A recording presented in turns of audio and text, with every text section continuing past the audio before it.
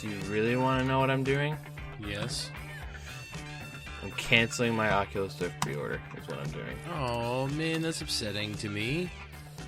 It's fine. Why? I'm not... You're getting a Vive instead? No, I'm not getting anything yet. Oh, man. You're not going to be on the first wave of stuff. It's fine. That's fine. It's... yeah. I'm just not... I got one in because I'm like, oh, cool, it would be cool if I got one in, and then I did. And now I'm like, I don't know if I'm ready to drop 600 on a thing that is not even a little bit proven. And also... It's a little bit proven. Okay, it's a little bit proven, but there's also, like, almost no software announced for it. So, I'm going to wait. There will be. I'm going to do the responsible adult thing and wait to drop $1,500.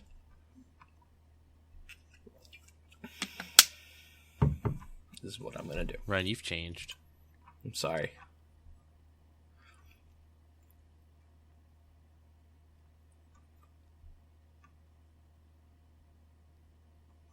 Like, I'm sorry.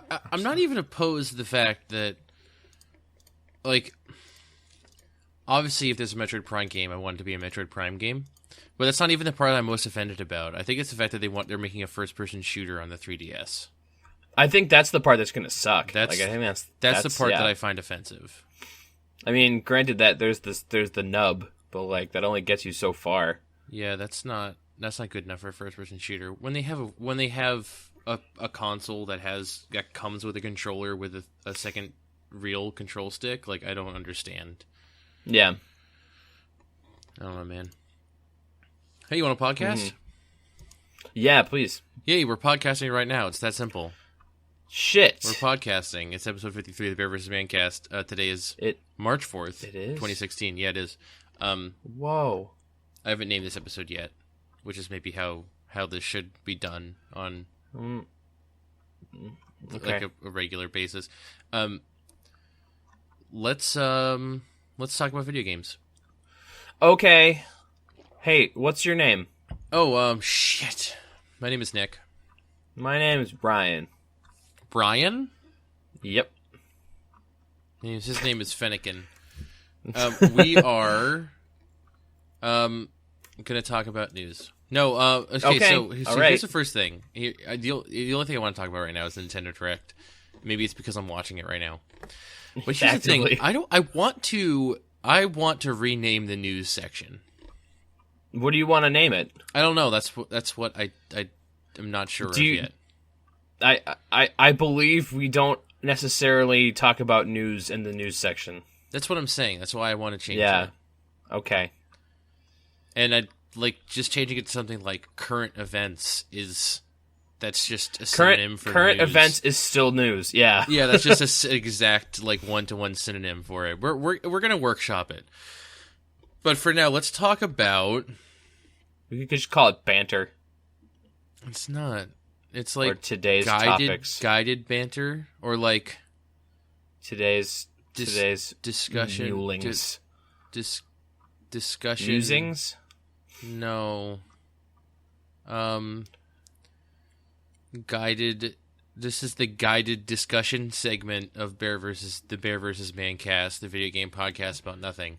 Are you ready? Shit ain't guided. Well, did you play any? Well, it is because we have like topics of things that happened that make us. You mean we have a Google Doc? Oh shit! There's mechs in this game. No, I mean like we're talking about the Nintendo Direct. Like that's how our discussion is guided, because it's a discussion about a subject, and the subjects are based on things that happened in the previous week in the world of video games. Mm-hmm. Mm-hmm. We'll workshop it. We'll workshop it. We'll figure it out. Okay. Well, actually, I should ask, because I added these games that you played this week in here. Did you play anything else? No. Well, we still got plenty of Fire Emblem to talk about, for sure. Well, I beat Birthright. And nobody died. And nobody died. Hashtag and nobody died. I think that's a hashtag that I made. Something like that. Hopefully you guys are watching Ryan's series on twitch.tv/Bear vs. Man where he plays the entirety of Fire Emblem Fates. It's true.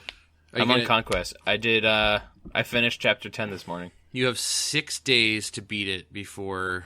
Oh, Chapter 10 Revelations? is the worst chapter that I've played so far. Oh, wait. I didn't actually beat Chapter 10. I got really, really close. Did someone just ghost out? Did you die because someone died, or did you, lose the mission because someone left the area? I almost lost the mission because someone left the area, but I had a clutch freeze staff last second. Oh, that's sick, dude. And then somebody died. So I restarted. That sucks, man. Yeah, it's hard to keep everyone alive in that match because there's just a lot of dudes coming in. And then they dry up the water, and then suddenly there's that was people fucked. Going around the people on the bridges and just killing your mages. Yeah. I had a really dope system going on. I had the Night Lady and your most favorite character. My favorite character? Yeah, yep, your most favorite character. You love him. Are you being sarcastic? Yes. You hate him. As a character that I hate. What kind of character you know who you hate? He likes justice a lot. Oh, Arthur. Yeah, that guy. I don't know. He just rubs me the wrong way. You hate Arthur. I think he's hilarious, but I don't like him. How do you feel about the characters in Conquest? So far I'm underwhelmed. Do you like the ones in Birthright more? Well, I mean, I've had more time to hang out with them. So yeah. We have feelings and stuff. But my boy Silas is back, so that's pretty dope. Yeah, Silas is cool. Yeah, so I don't know if we should. I guess hopefully people will listen to the last episode. They know that what we're talking about, the new Fire Emblem Probably games. not. Well, I don't know why someone would listen to this episode and not the if I feel like if you're listening to any of them. There's probably a small percentage of you that are irresponsible and would do something like that. But whatever, it's fine. I accept you. I accept you. Okay, so Fire Emblem Fates is the newest Fire Emblem game. It's got 3 different stories within it. It's got 3 different games. It does have 3 different games. They're entire games in and of themselves. So the Birthright, which Ryan and I both played and we're finished with now, is it's like a Fire Emblem Awakening sort of thing, where it's less traditional. Has a different setting, it's got a Japanese theme setting basically, and they change a lot of the character classes, and you can grind for experience. That's what. Well, like I said, it's more of a Fire Emblem Awakening experience. Conquest is a more traditional Fire Emblem game in that they still like the castle building stuff, but you have more traditional Fire Emblem classes like Cavaliers and Knights and stuff like that. And you can't really grind for experience. It's just chapter after chapter. Although, of course, I circumvented that because I'm a dirtbag. Well, okay, so okay. They were. So this is what I realized about Fire Emblem. What's your favorite part of Fire Emblem, Ryan?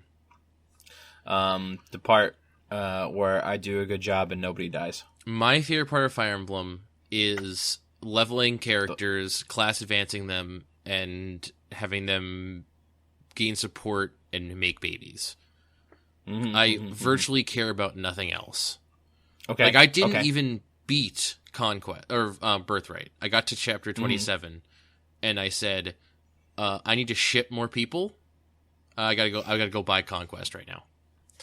So, and this is a realization that came to me very recently that's my favorite thing about Fire Emblem. It's just about getting people to level 20 and class changing them, and then shipping them and having babies and getting them to level 20 and class changing them. And I was like, well, I need more resources if I'm going to do this. So I went to Dragon's Gate to check out some DLC, and they were like, yo, here's this map for 250. You can get this map and just earn unlimited experience, and you just play it over and over and get experience. And I was like, 250 seems reasonable. Let's do it. Yeah. And also, there's a map that came out, I think, yesterday that you can get and get you gold. Yeah. Like, I don't know exactly the situation in which if there's like enemies you have to kill or they're in chests or what, but unlimited amounts of gold. And I understand that's not really the idea behind Conquest. Like, the whole idea behind Conquest is you're supposed to be really careful about who you're leveling up and stuff, but that's no fun. Limited resources and all that. Yeah, but that's not fun. That's not what gets me off when I play Fire Emblem. Like how to me this is playing out a lot like how I played 7, which was I'm sure if I didn't, like, if the relationship and child stuff didn't exist, I would just play it like 7 and probably do all right with it. I do like playing on casual mode because, like, if one dude dies, I don't have to start the whole mission over again. Like, it's still way harder. Like, casual is not making it easier. It just means I have to restart less. Because sometimes my healer will just get like I got 2% critted, and I was like, okay, well that's horrible. Like, I'm so upset right now, but I don't have to restart. So just saves me time. I know they're like just crunching numbers, where like it's based off your luck stat and I think a little bit of your speed stat as well. But anyway, like skill has something to do with it. I think it has something to do with crits. Like, your percentage to hit is factored in to your luck percentage somehow, and that generates crits. But anyway, it's sort of like why archers are really good at crits. That's same with sword masters. Plus, they have natural crit anyway. I made my waifu a berserker and gave her a killer axe, and she literally gets crits half of the time. Like, almost great. Half the time. And it's... Oh, I love it. Berserker. Great class. Underappreciated class, Berserker. Totally. I feel like they should only have... Like, they should just make all the crits 0%, except for on classes where they have innate crit. Yeah. So, like, I could actually, like, plan around it. You know? But that's not... Like, I know I'm like, oh, okay, I have to watch out for the Berserker, because he could crit me, and that's bad. Where instead of like, oh, no, everybody can crit me, and it's all bad. That's not in the spirit of #YOLO crits. No, YOLO crits are for me. And me alone. Only you can get YOLO crits? Yes. Like, I can't get YOLO crits? No, you can get YOLO crits. Is a YOLO crit, like, when you are banking on getting a crit? YOLO crit is just anytime I get a sub, like, 5% crit. Oh, YOLO crit... My impression of YOLO crit was you were just like, the best move right now is to hope I get a crit, and if I don't, someone might die. But it's literally the only move I have. And you're like, YOLO! Like, you only live once, so I'm going to do this move despite... See, that's kind of how it started, but I fucked it all up, and they're all YOLO crits now. Okay, I'm fine with that. Let's just devalue the phrase YOLO until it means nothing anymore. Yeah, that's fine. Oh my god, Tokyo Mirage Sessions Sharp FE is the literal name of that game. Anyway. Sharp? Yes. I'll never call it that. You can't make me call it that. I'm enjoying Conquest. I really like the return to like the classic Fire Emblem classes. Although I was going on and on. I talked about how much I love assassins. Like I said that like 15 times last episode. There are no assassins in this game. Period. 0 assassins because thieves don't exist anymore. So I guess I was on chapter 9 in Conquest. Whichever one you get, Azura and the naked mage lady, and she's in a cave. I think that's 9.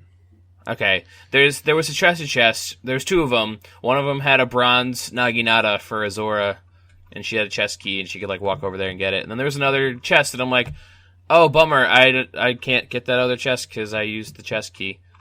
You didn't bring Niles? So I didn't realize that that fucking archer man could just use to just unlock shit. Oh yeah, outlaws are thieves now. Like thieves have become outlaws. Didn't realize I don't think it's at all. Anything. So I didn't. Whatever was in that chest, I didn't get it. I don't think it's anything super important, but okay. It's chapter 9, so like, yeah. I think even if you had gotten that and used it for 10 chapters, by the time you beat the game, you're gonna. As long as it wasn't like a master seal or something, I'll be okay. I'm looking it up right now. That's not helpful to me. Okay, all right. Fire Emblem Wiki. I just looked at that Vine I sent you this morning. It's pretty good. That made you laugh. Pretty good. Yeah. The Land of Gods. Is it? I don't think that's the right one. Oh no! Wait, sorry. That's not Conquest. That's not Conquest. That ain't Conquest. It's a rescue staff. So, you good. Man. The rescue staffs are like MLG Pro moves to like level up healers for free. Really? They only have 2 uses. They just gain a lot of experience? That sucks. Yeah, well, in like the older Fire Emblems, they used to have 10 uses, and they pretty much granted about half a level to any unpromoted healer unit. It was rad. I don't want to interrupt our conversation about Fire Emblem, but I do need to take a quick break. Already? I know, I'm awful. But this will be it for the... Here, just give me a second. You won't even notice I'm gone after editing.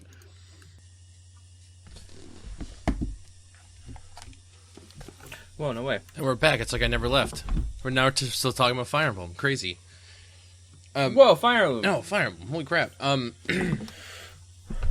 Fire Emblem. We were talking about... Emblem. Shipping. Fuck if I know. I think. We're talking about rescue staffs. Oh, yeah. Staves. I don't know how effective they are. I've never actually used one. But you only have like 2 uses or something like that on them. That sucks. I definitely leveled up a bunch of healers with rescue staves in like Fire Emblem 7 and 8. It was rad. Yeah, so I'm on chapter 15. The thing about... Okay, so... Chapter 10 is like the first mission, and the only mission for a while that has crazy win-loss conditions. Yeah. There's one... Between 10 and 15, there's one that has a round limit. But besides that, they're pretty much just normal missions, which I was pretty pleased about, because Chapter 10 made me really upset. Chapter 10's hard AF. Yeah, like, I thought I was doing pretty okay, and then, like, turn 6 rolls around, and it's just like, oh, by the way, all the water's gone, and now everybody can walk wherever. I'm like, fuck. Yeah, it's hilarious that it's only 8 turns. You only have the last 8 turns, but it's just, like... It just sucks. Like, that's not enough.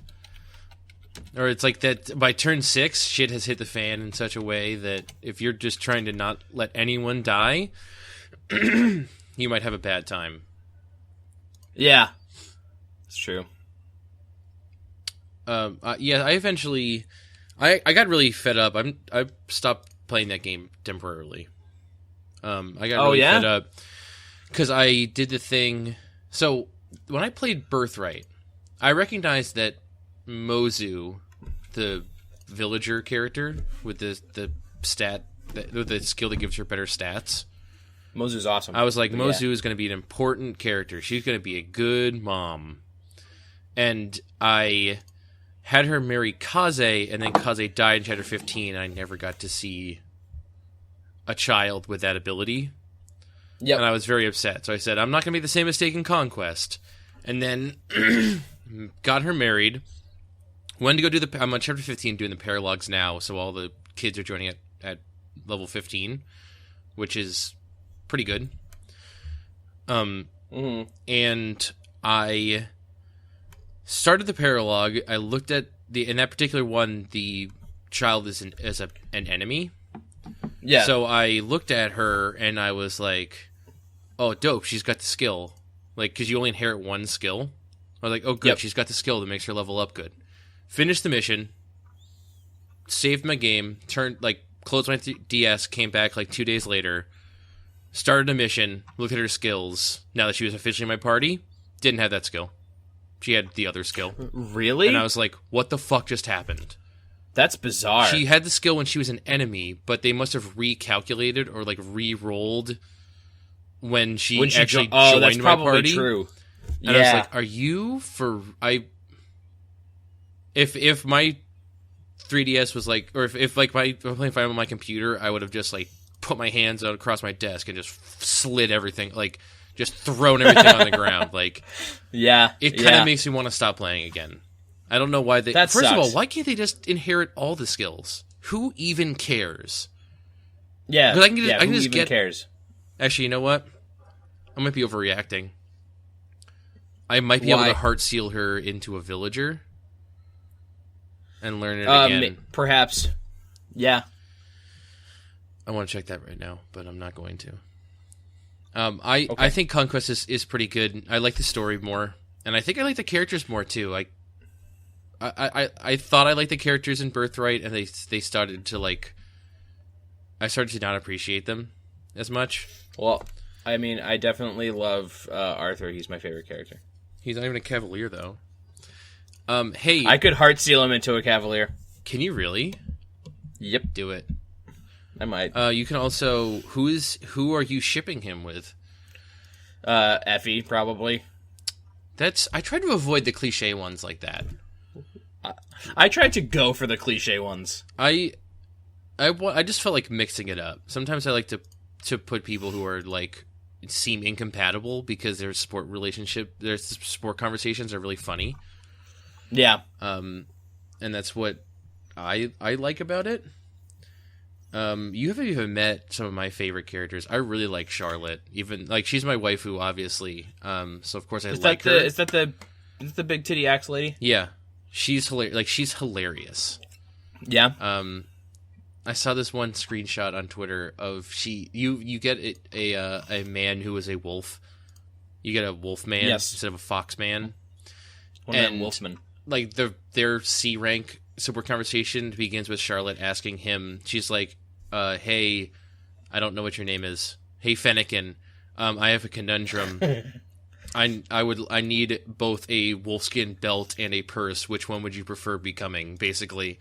And I'm just like, Charlotte, you're mwah, you're lovely. Oh, that's great. She's such a horrible person. I think it's hilarious. That's awesome. And because I married Felicia in Birthright, I was like, let's just marry someone just terrible and abusive. Because this is Conquest. Okay. I also, when I split my fates again, I made my character, I gave him a scar over his eye. Because Conquest is hardcore. Tough and hardcore, yeah. It's dark and gritty.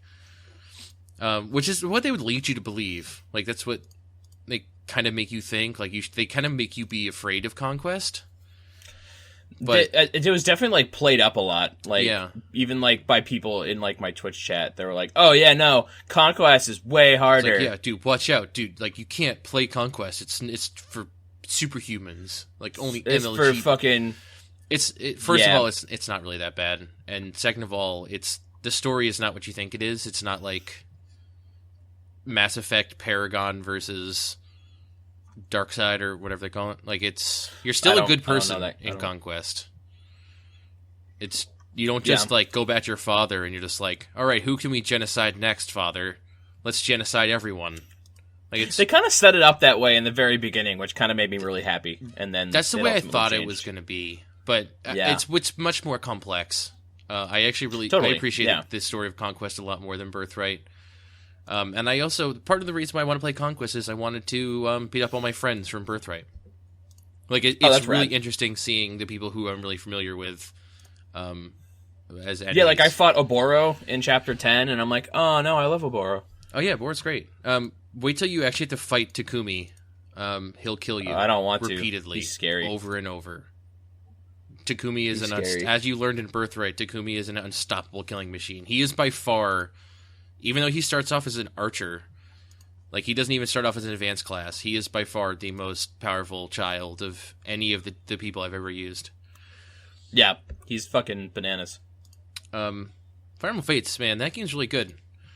I don't know how I ultimately feel about paying about $85 to play all of that game, but so far I've spent $62.50 plus tax, and I haven't regretted it yet. So yeah, maybe that game is actually worth it, because all those, like Revelation, Conquest, Birthright, all of those are like full ass Fire Emblem games. Mm-hmm. They could have totally released like years apart, like done some like Matrix second and third movie shit where they film it at once and then release it later. I definitely feel like they made a like a 3-part trilogy where Birthright comes first and then Conquest and then the other one, Revelations. That's the one. Revelations seems like some crazy shit that I'm not sure I'm ready for. Yeah, it seems knucking futs, and I'm like wondering like, well, who's going to be in it, and what's it even about? It's blah, like blah, both. blah. Also, all the children join your party, because like this information is available from people who play the Japanese version. Actually, this is the kind of game that I look up information about, and I get really frustrated because half of it is people still using the names of like shittily translated Japanese. Like, oh, sure. So, I guess Korin's name in Japan is Kamui or something like that. So, people are just like, yeah, so I have this person married Kamui. I'm like, who the fuck is that? And, like, no one, like, even their wiki articles that no one went back in and modified after the official English translation was out, which is really frustrating to me. But Totally. I'm getting used to it. I just know that happens, so I account for that when I'm reading. But that's like a really specific thing that happens with Japanese games that don't come out at the same time as the English version. Yeah, they just end up being all the Japanese stuff. Because all that information exists first, and people are just like, yeah, so how do I get a heart seal? Or what's a heart seal? It's like, oh, go to the second from the bottom option in the rod shop. And you're just like, because they can't read the Japanese, it's just a secret community of people who are trying to play this game without understanding Japanese. And you don't realize that that's what's happening until you look at the post date and it's like a year ago. Yeah, it's a weird thing, but I get the information I need, and it's good. There's a really, I mean, obviously the Wikia, like Fire Emblem Wiki, fireemblem.wikia.com is A+. It has like a whole list of characters, and I've been basically using that, and it's been super helpful. I would find this game really hard to play without some sort of resource. Have you met Perry yet? I saw her briefly in Birthright, but I haven't. She's not in my current game yet. She's a bad character. Like she's a cavalier. I think her my stats might be horrible. We can confirm that. Yeah, please get her and see if her stats are terrible. No, I can go on the internet. Yeah, fucking do it. Her growth rates look normal. Maybe I just got super unlucky. It's very possible. It happens. I think I made her like... Yeah, her...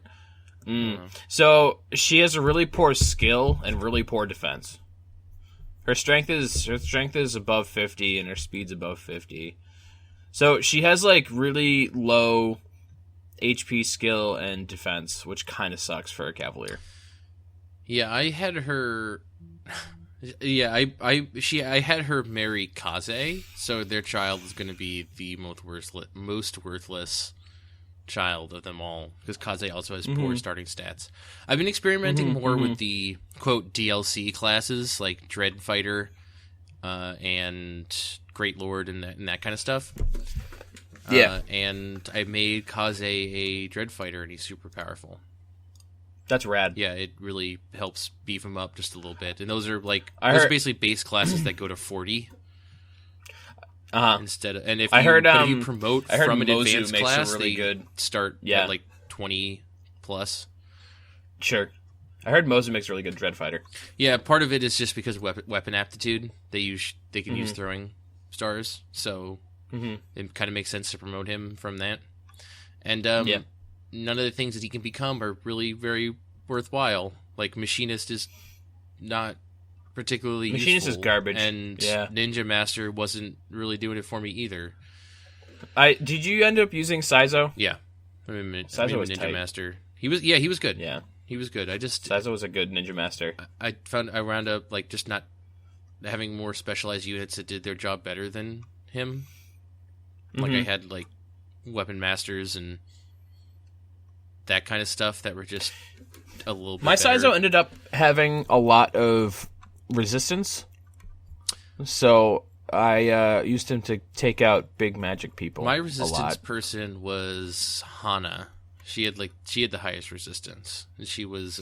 I didn't use either Hana or Hinata. I made her a hero. Hinata sucks. You dodge a bullet. Hinata. Hana was good though. I made her. I made her a Weapon Master, and her resistance was good. Her and I used. My Hana had shit stats. What's her name? Hinoka, because Pegasus people obviously have good stats. Oh man, I want to go to Arizona in American Trucking Simulator, which we will talk about. Oh, dude, Arizona's a dope place to drive. Oh, wait, are you playing American Trucking Simulator right now? No, you would hear me changing gears because the microphone is right next to the gear shift. Oh yeah, they're adding Arizona. They already added Nevada as free DLC, and they're adding Arizona next. Nevada's a godless land. I just talked about this last week. There's like just dirt roads that you can drive 80 miles an hour on. It's like 2-lane roads. It's fantastic. I wouldn't trade it for anything. I feel like completely unrelated. I feel like I should try Stardew Valley. You should try what? Stardew Valley. Oh, what is that? I saw you tweeting about that. I think I don't know what that is. So, I might have retweeted something. It's apparently a Harvest Moon / Animal Crossing deal on PC. You grow vegetables. Yes. Yeah. Stardew Valley's quote this. Kotaku.com says Stardew Valley's creator has won the hearts of PC gamers. This Rock Paper Shotgun article calls it a country life sim RPG thing. Growing crops, raising animals, fishing, going on adventures to duff up monsters, befriending townfolk, finding love, crafting, collecting, building, and all that. It's proving quite popular. Yeah, looks like a Harvest Moon but it also has a looks like Minecraft in Harvest Moon. Like it's got the Minecraft item selection UI thing at the bottom. Oh, really? That's what it looks like to me. And it's got pickaxes and shovels. Yeah, let's do it, dude. It's you can purchase Stardew Valley for $14.99 on Steam, GOG, and Humble. I might do that. Is it out? That sounds okay. I think it's out. It's out. I think it's out. Yeah. Yeah. Updated March 2nd. Yeah, I think it just came out. Yeah, it's overwhelmingly positive with 98% of the 4,500 user reviews for this game are positive. This looks like what's that fucking game? Terraria. It does look like Terraria. Yeah, but looks like Terraria. But not too. It's not 2D in the same way. This got controller support. Yeah, it does. I wonder if this is the funny kind of thing that has been happening lately, where people say "Hey, remember that game, that classic game? Now we made one. I'm gonna make that on PC, and it happens. For Steam, and publish it independently. Mm-hmm. Boom!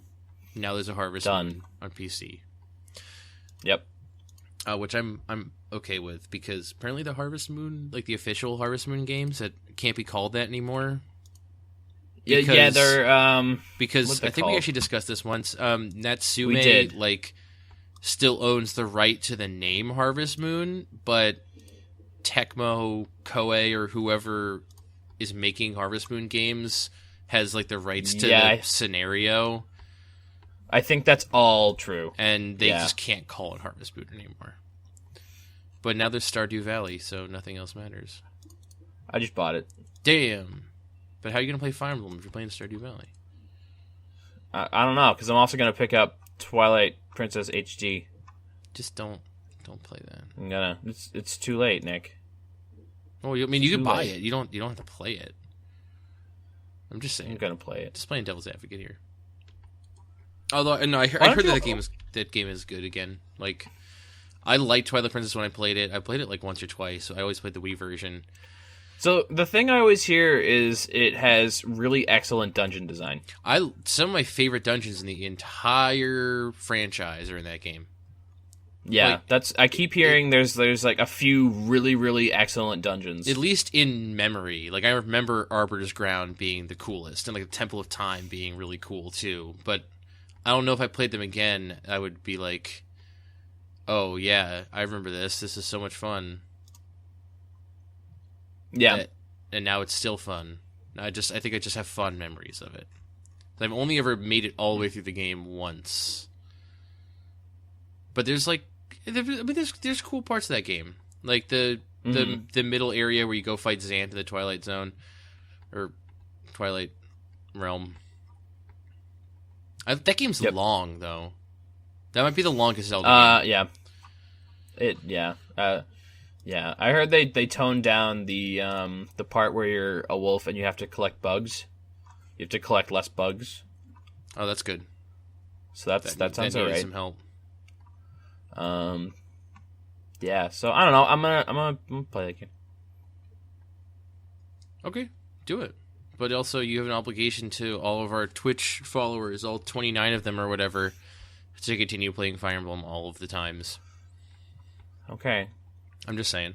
I'm gonna do it. There was a moment where I could have backed out, but then I started streaming it, so it's all over. I have to do it. Yeah, I may have. So I'm gonna do it. Force you to do that.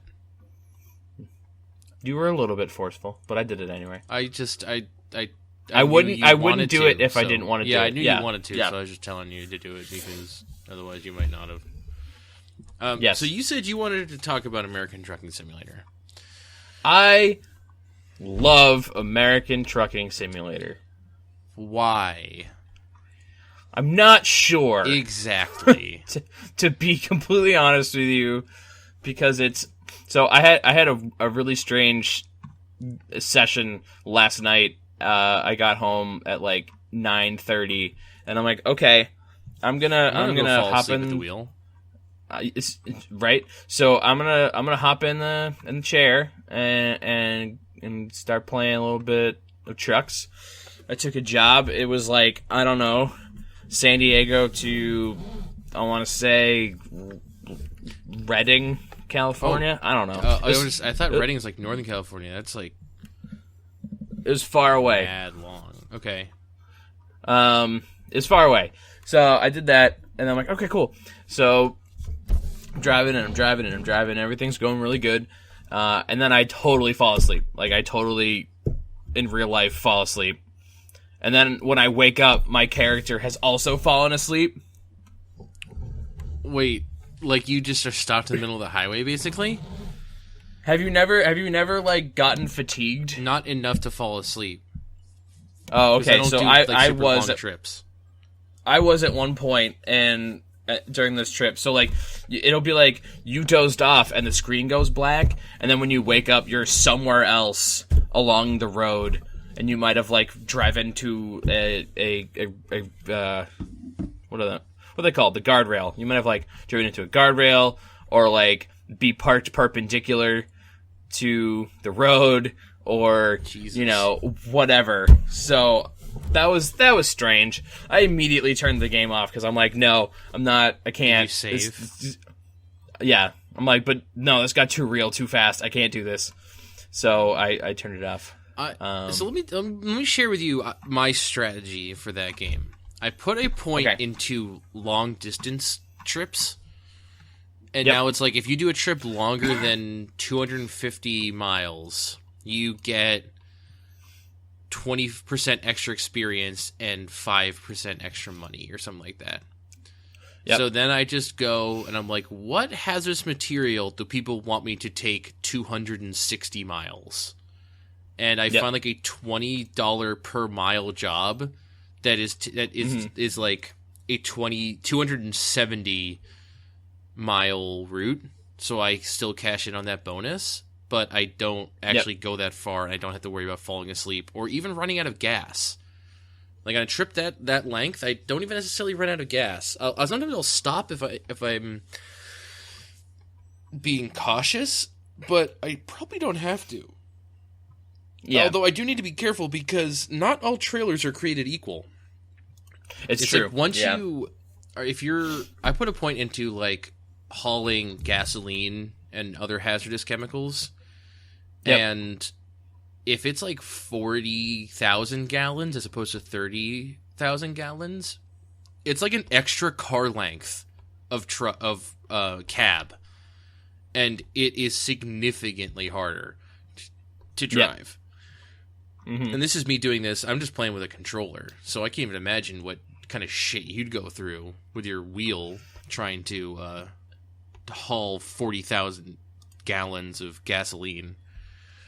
So it's actually not that bad. My biggest problems are like, because I'm driving like with a clutch and a shifter and everything else. So like my biggest problems are like, okay, what do I do when I need to like suddenly stop because some asshole cuts in front of me, which actually happens, which is hilarious.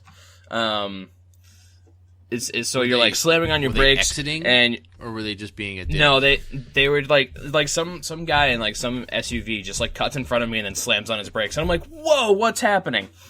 So the funny thing is that the way trucks work is like most of them have like 13 to 18 gears, and this thing only has 7 plus reverse. How many do they usually have? Like 13 to 18. Oh Jesus! Okay. So the way you have to do it is there's a few different options, but the one I'm using is like I have 1 through 6, and then I push a button, and then it becomes 7 through 12. Then I push another button that's different, and it becomes 13 through 18. That sounds not fun. So it's not that hard. Like I said, the hardest part is like when you have to go from like 18th gear going 80 miles an hour down a Nevada freeway to a full stop, which kind of sucks. But basically you can like, so the 4th position in my H shifter is gear 4, 10, and 16. So like if you're trying to slow down, you can just push the 2 buttons in order, and you'll drop from 16 to 4. Okay. And without touching the shifter. You can't just brake? So you can, but you'll like your car will stall if you like don't resume driving. And you can't like start from gear 16 when you're going like 5 miles an hour. It doesn't work. Okay, yeah. Okay, I get that. I feel like if you're driving in a vacuum, it'd be much easier to manage. But like the simulation in that game, of the other cars is kind of dicks. Like all the cars are dicks. It is ridiculous. I mentioned the story of like how I was trying to take a turn, and the person who was in like the right lane going to straight through the intersection as I was taking a left turn just got like way too close to me. But no, it's my fault. Yeah. Like I haven't encountered a lot of that, but like I could feel like having to come to a stop suddenly while trying to manually control, like that seems like a nightmare to me. Yep. So I do not envy you. It's honestly not that bad, and I definitely prefer driving with a wheel than I did with the controller. I found the controller to be asinine for some reason. I don't know why, but it never really, the controller never clicked with me. Like driving that shit, I was bumping into shit all the time, and it was just a mess. Okay, whatever works for you, man. I like 360 controller a lot for that. Mm-hmm. I mean, it's totally serviceable. It's not like it's garbage, but like I did a bad job. And in that game, when you bump into stuff, you lose money. So yeah, that is true. I mean, if you're having trouble not bumping into people, then you made the right choice of switching to the control scheme in which you bump into people the less is probably the best way to do it. Although I've also, as I observed, or I mentioned last week, I've observed that you bump into people and you lose money, but you receive no damage yourself. Yeah, a lot of the time you're pretty good. Although I was totally not paying attention, and I was coming off an exit ramp, and I just totally ass fucked another car, like hardcore, and I fucked up my truck so bad that I had to just abandon it. You like rear-ended it? Well, you can call in like a repair. You can? Yeah, you hit like F7 or something. Oh, word? It's like F5 is nav. I think F6 is like a little phone symbol. You can be like, hey, come fix my truck for money. I'm also pretty sure if it's a quick job, you can just like, it's not your truck. You could just like ditch. So if you do that, you on the next one you take, you get charged like $10,000. Oh, that sucks. If you like abandon a job. Oh, that sucks. Oh, makes sense. We're like, yeah. I'm just doing quick jobs, trying to save up money. Yep. Trying to make a name for myself. I don't know how much money you actually make. I'm reluctant to take a loan because I don't know how much money you make. Once you start, once you start like you buy a truck, and you start actually doing like moving your own cargo.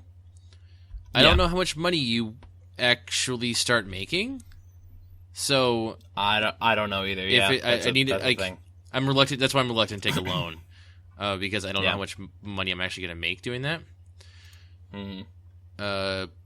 So I kind of just like taking quick jobs and like popping in and doing a thing and then giving my truck back and whatever. It's fine.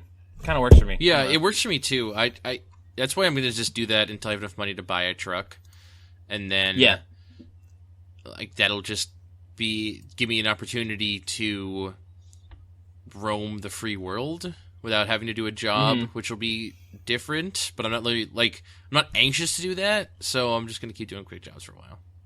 Yeah. So I sort of wish there was a game that was just like car simulator. Just a driving game? But like, not like a racing game. Just a game where I drive a car, like a normal-ass car. I'm sure they're... Do I have a problem? I don't... No. Do I have a... No? Are you sure? Like, I was thinking about this, and I'm like, wait, I could just, like, drive my car. Yeah, but that costs gas. Right? And that's irresponsible. You put wear and tear on your car that for a lot of people is like your life force or like a major part of like your ability to make money. Like, no.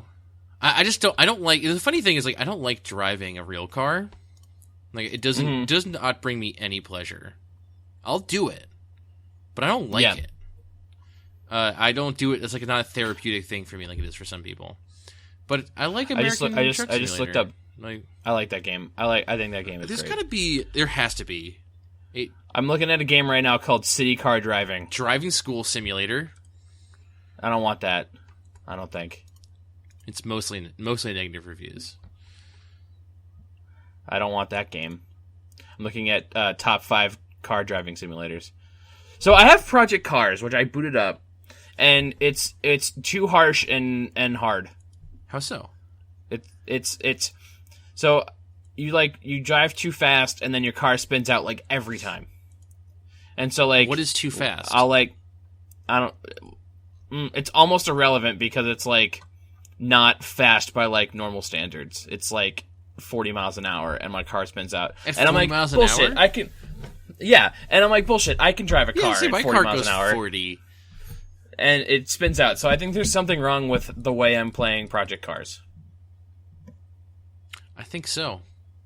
Because that's not supposed to happen. There's something called Test Drive Unlimited 2. This looks okay. But what do you want just from like a it? normal what do you want the game element of this car driving simulator to be? So I just want a game that is American Truck Simulator. But except cars. The thing about American Truck Simulator is there's a goal. Like, you can do jobs to get money. Like, it's a simulation of your own trucking business. What is the... Yes, that's the game part of it. So what game do you want in this driving simulator? I don't know. I don't know. You just want a open world, just drive wherever you want? I just want to... Yeah, but, like, not GTA. No, it has to be, like, which holds... a realistic simulation where you have to... And that's the other thing, is like you have to abide by the traffic laws in American Truck Simulator because there's money. That's the point of the game. Yes. No, I understand that, like, the thing I'm asking for, it might be ridiculous. What if the penalty for committing traffic crimes was going to jail in real life? Would that be... Oh, okay. Yeah, or that's fine. Or what if it was like Handbrake, where you would just have to stop playing the game for a while because you... like hit somebody. Mm-hmm. Yeah. No, that's... Yeah. Okay. Like, I don't know how they'd make that a game. Like, I feel like it's very possible to make a simulation of what you're describing. Like a world with cars driving around and you drive around too. But like... Yep. That's what I want. I don't know how that would be a game. Like, I don't know where the game Makes no comes sense. from. Makes no sense. No, the game I'm asking for is ridiculous. Yeah, and probably doesn't exist. Agree. What is Driving School Simulator? It looks like shit. Mostly negative. Yeah, 98 reviews. Oh, I'm not paying $15. Just get Bear Simulator and play it with a wheel. Okay, I'll just play it with a hot I heard that game is not good either. I feel as though we have a duty. I just wish our duty didn't cost... Oh, good, it's only cost $15 now. Was it 20? It was 20 before. Oh, wow. This is totally simulator bait, like YouTube garbage. Well, even PewDiePie played it, and he said it was not good. Like, he was enraged by how not good it was. But he confused me. Because he was upset. So there's like a moment where you have to... not a moment, but like you have to catch animals, you have to eat. You're a bear. So you have to catch like a rabbit. Bears are not faster than rabbits. It's true. Bears are not like, I mean, they're fast. They're faster than me, but they're not fast animals. Rabbits are faster. And so he was frustrated that he couldn't catch the rabbit.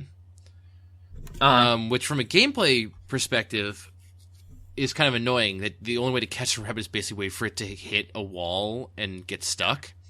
That's bad game design. But he also wanted the game to be realistic. Like, he wanted the game... He chastised the game for that element, and he also chastised it for not being realistic.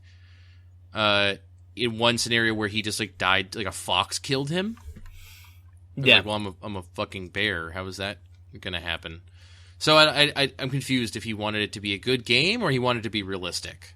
Because those two things can potentially be mutually exclusive. I just kind of want a game that plays like American Truck Simulator because I like the way the trucks you're a bear. Drive. But I'm a bear. What if you just made a mod for American Truck Simulator where when you went to third person... Where I push the gas and then the bear goes, then... Just you went to third person and you're actually just a bear driving a truck. Oh, that sounds okay. That sounds alright. The default human model with a bear. Or like you replace your picture, like your profile picture. Yeah. And you're just a bear. It sounds okay. Yeah, it sounds pretty good. Fund it. Because, like, yeah, I don't know. I play that game. Did you play any other games? No.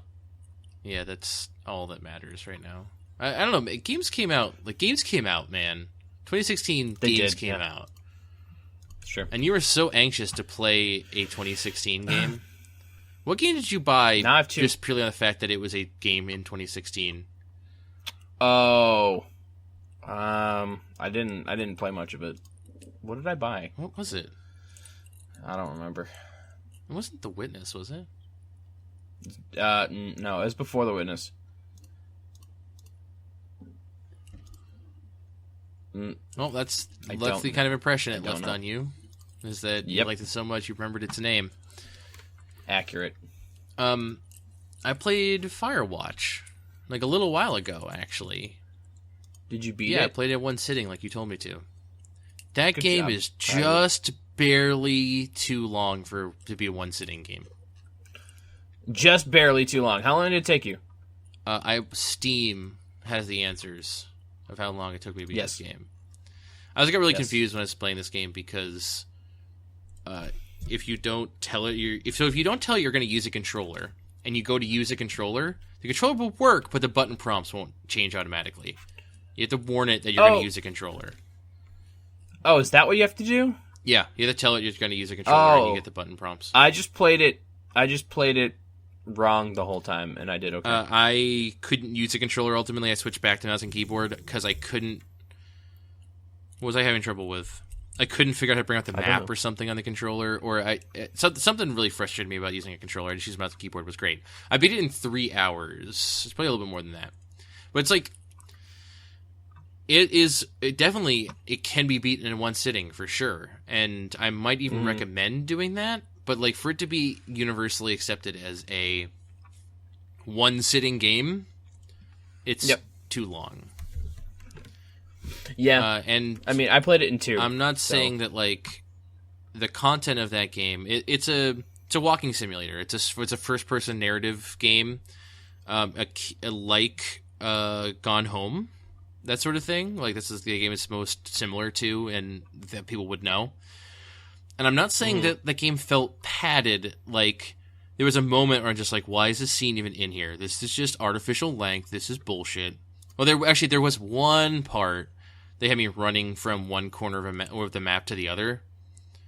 That was a little bit like, all right, I don't want to do this. But then on my way back, they're like, no, we're going to teleport you. They're like, day's over. You don't have to walk back. I'm like, oh, thank God. I really like that game, though.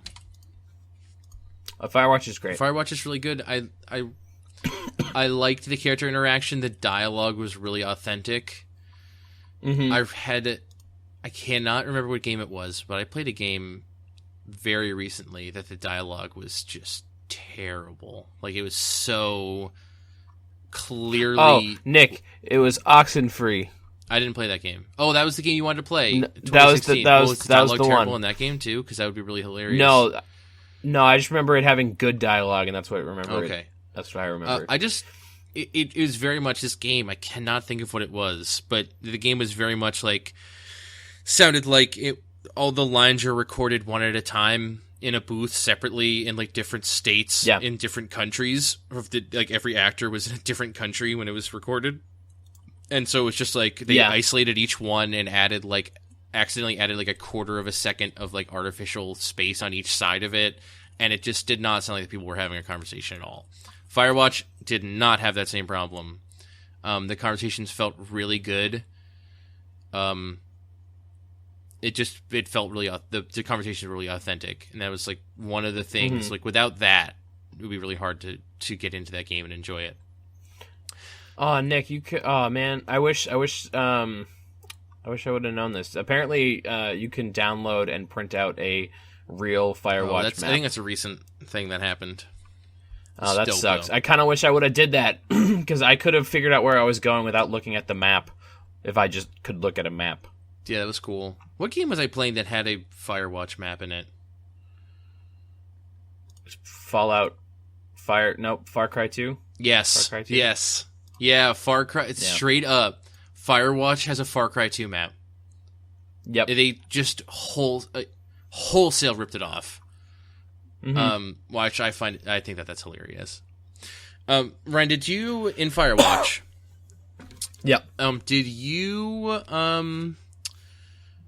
at one point early in the game, she Delilah is like having a conversation with someone else, and she thinks she's not talking to you, but you overhear it.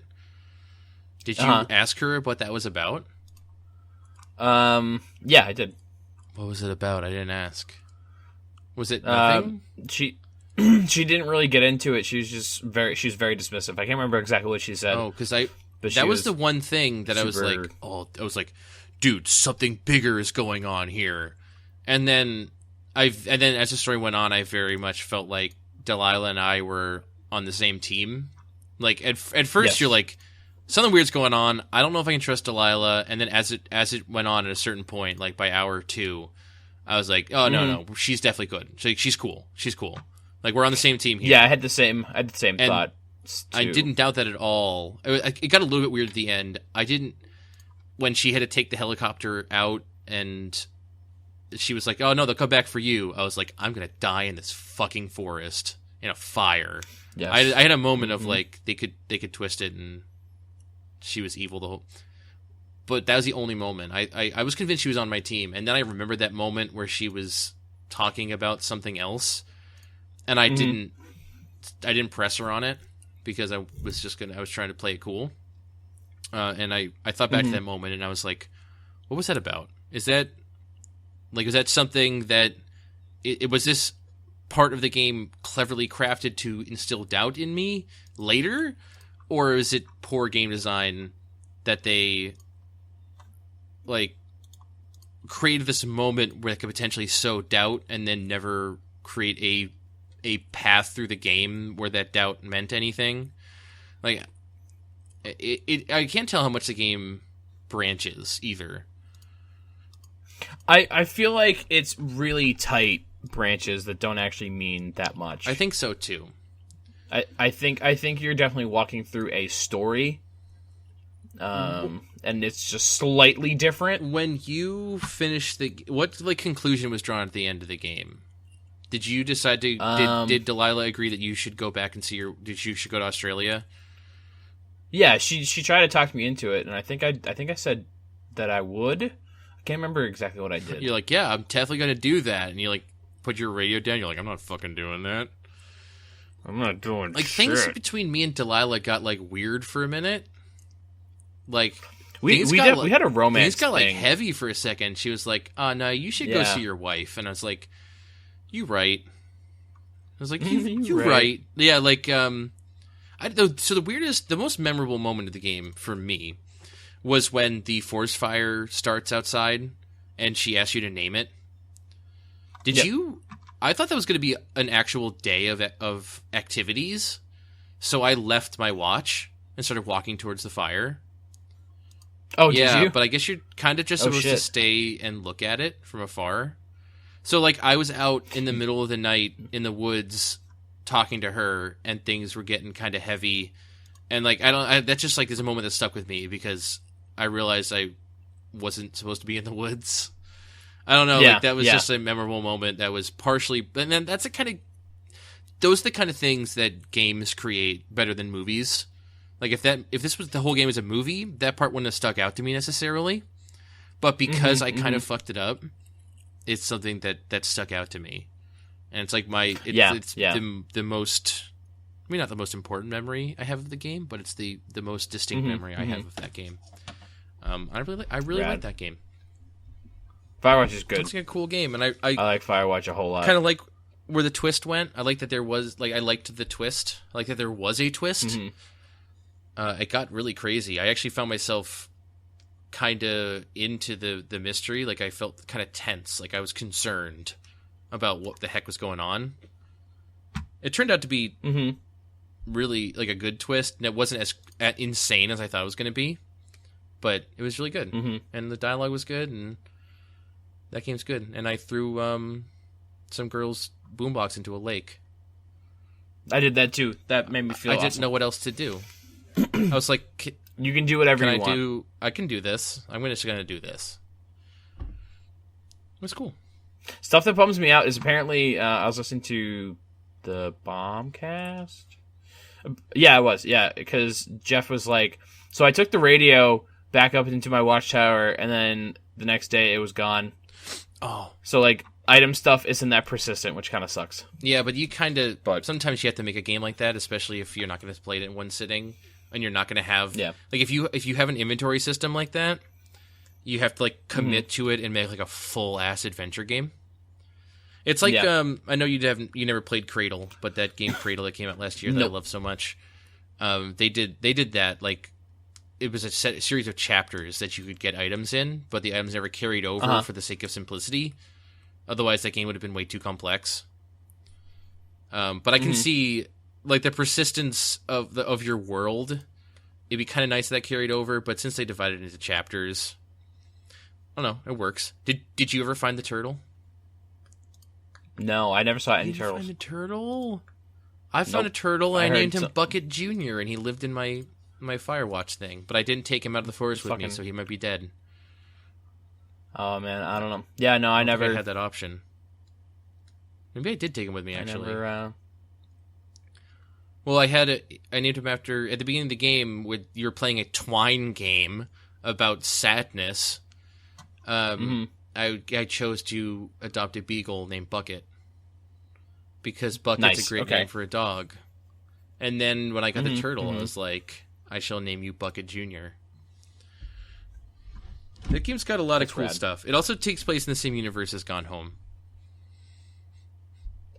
Oh yeah, you told me that, and I still think that's weird. Well, they like the people who made that game. Some of the people who made that game are like friends with the guy who made Gone Home, so they're just like, I don't know, just put that book from that game in there. That'd be cool. Fund it. It's just an Easter egg, but if I was theory crafting, I'd be able to draw all sorts of conclusions about those two games. I'm sure there's some fucking big old... And it's not unbelievable. Like, it's not like the whole all Ubisoft games take place in the same universe thing. It's just, hey, these two games that take place in America, in like the Midwest / Pacific Northwest, are in the same universe. Like, it's not a tough pill to swallow. I played... whatever. We can talk about current events. We have some guided discussion. I played some other games that weren't as important. I didn't play them that much. Those were the big games that satisfied my time. Okay. I played some other mobile That's fine. stuff. We should probably just talk about like Slashy Souls. Air quotes news. Slashy Souls, Ryan. No. It's... I don't want to talk about it. Hey, let's talk about Nintendo Direct. Nintendo Direct happened yesterday. There were some good things. There was some bad things. There's only one bad thing, I feel like. There's probably more bad things, but we just don't know. Yeah, we just haven't we can't understand the breadth of the badness yet. We'll just start with Nintendo Direct. There's some other news. There's like actually things that happened this week that we could use to guide a discussion about video games. Okay, all right. Well, we'll start with Nintendo Direct because this podcast is firmly founded on the belief that Nintendo's the newsmakers, and without Nintendo, we wouldn't have any GT news. So we'll take it kind of in order here. I found an article on GameSpot.com that kind of aggregates the Nintendo Direct, and since I finished watching it, I feel like I'm entitled to use this abbreviated version. So they showed Star Fox Zero, and they gave it a release date. They announced some things like they're adding a co-op mode where one person controls the R-Wing and the other person aims the gun. That's some dumb shit, Nick. That definitely is some dumb shit. And they also announced Star Fox Guard, which, if you're me... looks rad. If you're me, you remember at E3 like 2 years ago. They were like, hey, Shigeru Miyamoto made this game, but he doesn't know what to do with... Like, the idea for the game is you have a little base with like a core, and there's 12 cameras with guns on them. And you can use the gamepad to switch between cameras, and you can aim the gun on the gamepad to shoot the robots that are invading your base. I think you can even move some of the cameras. But you can't... So, like, the idea is, like, you can't see the map all at once. You have to switch cameras. You have to look at the mini-map. It's kind of a fun game to play with other people, supposedly, because they can look at the TV screen and see where robots are coming. It seems like a kind of a cool thing. They're renaming it Star Fox Guard. They're making it all about Slippy and his uncle, which is what the weird, fuck? but whatever. Yeah. And if you buy Star Fox Zero, the physical edition, it comes with Star Fox Guard. He said something about there's gonna be a digital version of both of the games. I can't remember if he said that they come together. So there's you can buy them separately, or you can for like more money. But like, if you don't want Star Fox Guard, I guess that's fine. Or you can buy them both for $60, like the retail physical copy. I don't fully understand why Nintendo wants us to buy physical products so much. Is bandwidth, because they probably make money. Is bandwidth really expensive? Yes. But how do they make more money on physical products than digital ones? I don't know. They're selling a digital product for the same price. They're not putting a disc. They're not paying shipping costs. They're not paying a retailer. They're just sending it directly to your console. That must be the most, maybe not by a huge amount of money, but that must be the most cost-efficient way. Right? You would think. They really want you to buy discs. I don't know if that just, once you have a physical product, then they feel like they own you more or something.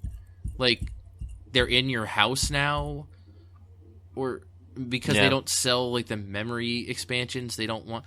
I don't know. It doesn't make any sense to me. But this is like the second game, like at least the second game that they've been pushing physical.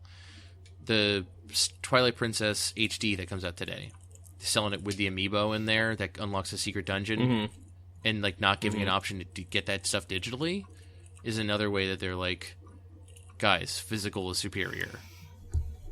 And like, I mean, I don't get it. Sorry, I'm not like mad. I'm just confused. You sound a little mad. I'm furious. No, I prefer digital. I don't like getting the shaft when I want to buy something digitally, but because Amazon saves me money, like Star Fox Zero and Star Fox Guard together for $50 delivered to my house, I think I'm going to do that. That's worth it to me. But, like Fire Emblem, I was like, I just want a digital one. I don't know. I could save $8, but I just want the digital one. I prefer digital. I like saving money. Saving money is cool. It doesn't make any. I'm more confused than anything. It doesn't make sense to me that they want to push physical so hard. But maybe I'm just a big stupid asshole. Star Fox Zero looks really cool. It looks and sounds with the branching path system and all that stuff. It looks and sounds like Star Fox 64 too. And I think kind I of love Star Fox 64. I probably don't love it. I like Star Fox 64 I a whole don't love bunch. it as much as I remember loving it, but it's definitely a game I'm very nostalgic about. But I'm gonna, I don't know. We're gonna see. Like I said, I pre-ordered that game, so. Yeah. Splatoon and Mario Maker are both getting updates. Splatoon is getting more weapon sets added, and something else. I think that's the biggest thing is they're adding more of those weapon sets, which I think they specifically said there are going to be some things that match together underutilized or lesser played items. Like if people don't really use those triangle bomb things, they're going to put those with Bomb Rush on a sniper thing. To spur people into using some of the lesser used items and create some more game balance, I guess. I still think Splatoon is dope. We should play it sometime. Splatoon Super Mario Maker, they're adding those spike bar things that like come out of the walls. The big ones that are in like Super Mario World Castles. Yeah. And they're also adding key doors. And they're adding these red coins where you can place a certain number of them, and when you collect them all, a key appears, and then you use that to open the key door.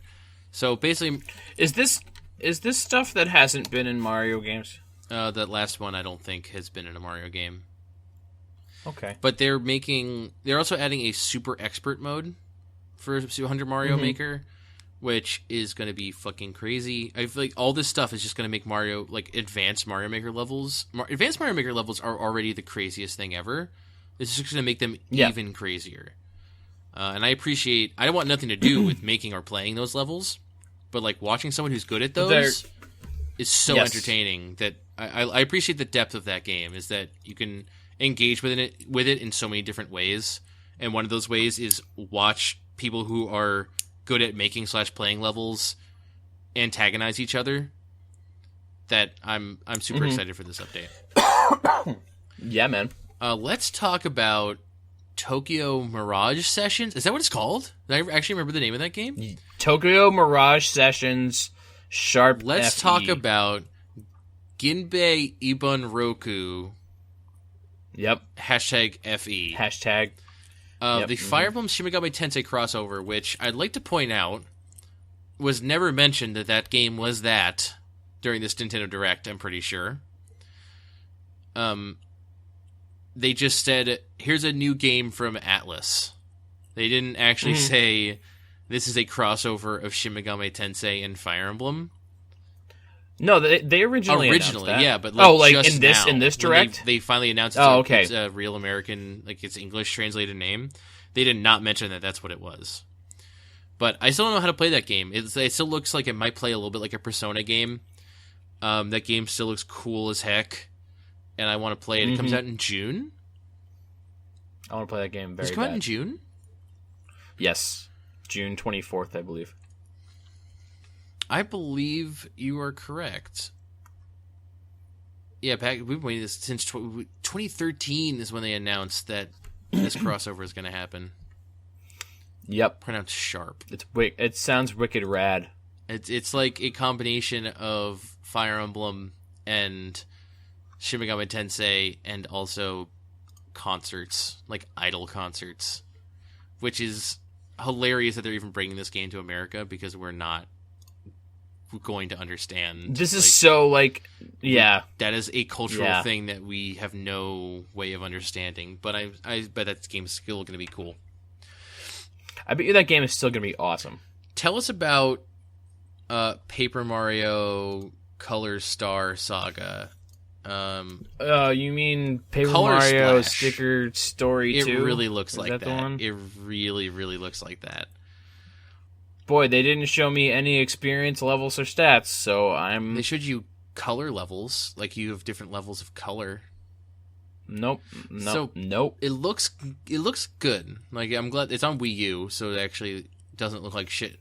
The art is awesome. And basically, Paper Mario's has to he's got to go and paint the world because it's lost all of its color or something, and then you battle by painting cards and using them. But yeah, man, I don't think you level up in that game. I don't think you level up in that game. Did people like Sticker Star Saga or Sticker Star, that it was like worth making another one of those? I think young children liked it. I didn't like it. I'm a young child. No, you're not. Actually, I think one point I looked up the Metacritic rating to antagonize you, and it was all right, which is concerning. It was. It seems like, Ryan, I don't think we can count on there ever being a Paper Mario game where you level up ever again. No, I think they're all going to be bad forever. You get Mario and Luigi. You want to level up, you get Mario and Luigi. And if you want to do dumb bullshit, you get Paper Mario. Did you play Paper Jam? I played 12 hours of it. That game is not great. But other games in the series are great. The only good Mario and Luigi game the only one that I like is Bowser's Inside Story. That was pretty great. But Paper Jam is decidedly not great. Paper Jam is not great. You want to talk about Bravely Second? Sure. Bravely Second is more of that game. Do you like Bravely Default? Okay. Do you like games with bad names? Do you like it when they double down on having bad names? Yes. They're like, Bravely Yes, Default, what's an even worse name than that? I don't know, Bravely Second, End Layer. What does that mean? I don't know. It's some JRPG garbage. It's more classic Final Fantasy class changey bullshit, but now there are catomancers in it, where you feed cats treats and then they kill your opponents. That's a thing. I was discussing with Ryan before we started podcasting that the original game had a problem where there were too many classes. So they added more classes. I think it's going to be just exactly more of that in this game, but I still pre-ordered it. As long as they do the thing where you can adjust how much experience and gold you get and also your difficulty, then that game will still be tight no matter what. Because the worst thing about a game like that is it's super long and has backtracking, which is acceptable only if you never have to grind ever. But the second you have to grind for 10 minutes, it becomes hot garbage. Like that's a problem for me, because that's a long enough game as it is. So if they have those features in there that prevent grinding from being necessary, then I'm going to be pretty pleased. Nothing else of importance happened. They still, for some reason, think that a portable Dynasty Warriors game is worth anyone's time. I don't even want to talk about it. It really upsets me. They said something about like the characters that are exclusive to the 3DS version. If you buy it, you get a code to transfer like the King of Red Lions and like Linkle to the Wii U version, like the original game, the big one. Yeah, but I've got a problem with that game too, and so fuck that entire franchise. Monster Hunter Generations is coming to America under the name Monster Hunter. Or, sorry. No, you fucked it up. It's okay. Shut up, Ryan. Monster Hunter X is a game that exists in Japan. It's Monster Hunter Cross? Monster Hunter X is a game that exists in Japan. It's coming to North America under the name Monster Hunter Generations. And it's going to have a Marth outfit for your characters. Shut up. Cross? It's a Marth Sword and Shield plus Marth outfit that... sure, whatever. Apparently you can jump in that game. I don't like Monster Hunter. Okay. Oh, Ryan, Rhythm Heaven! Rhythm Heaven! Rhythm Heaven! What is that game? Is it like all the 3DS ones, or it's apparently it's like a remix of all the Rhythm Heaven games plus some new stuff. Rhythm Heaven Mega Mix is coming later this year. I think it's got some. I think there already was a 3DS game that had a lot of stuff from the Wii game that never came to this country. I think that's true. So this is going to be like a bunch of just random Rhythm Heaven. Like it's going to be Rhythm Heaven. Yeah, it's cool. I didn't know you liked Rhythm Heaven. I like Rhythm Heaven. It's love really Rhythm hard. Heaven. It's fucking rad. I thought you would not like really it hard because of how hard it is. No, Nick, I'm an adult. Yeah, but sometimes you get mad at hard games that aren't Fire Emblem. I get mad at Fire Emblem. Don't fucking. But because that game's I don't get mad at Fire Emblem. Yeah, exactly. Hard. This is what I'm getting at. Hashtag and nobody Metroid died. Prime Federation Force. It's a game that looks cool, but no. It one actually will play. does look cool, but I'm really upset they made it on the 3DS. Yep. That game could have been so much more. Like I'm not opposed to a spin-off of Metroid Prime. That game, but like, man, come on, you got a system that has a controller built in that has a dual joystick. Please just put on that. But it looks cool, and apparently Samus will appear in the game in some way, even though you will not play as her. Yeah. People are not happy about that game, though, man. Like, general consensus of that game is, like, why would you make a Metroid Prime game that is not you play as Samus? Yeah, that's still the big thing that people are, like, really upset about. It's like, it's Metroid, but this is my Paper Mario, so I need to give it a chance, and when it's bad, that's when I can just shit all over it forever, and then lament the death of Metroid Prime. I think Metroid Prime might be dead. Like, Metroid Prime, as I know it, and enjoy it, is dead.